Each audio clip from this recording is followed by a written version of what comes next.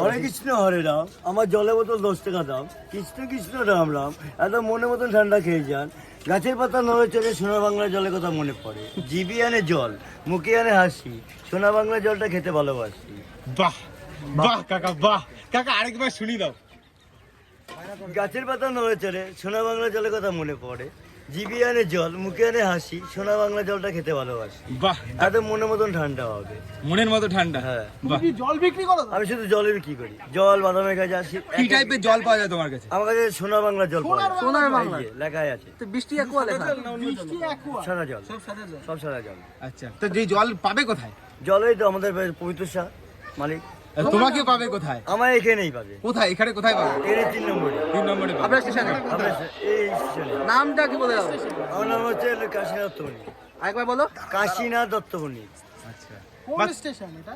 এটা হাবড়া স্টেশন। ও হাবড়া স্টেশন।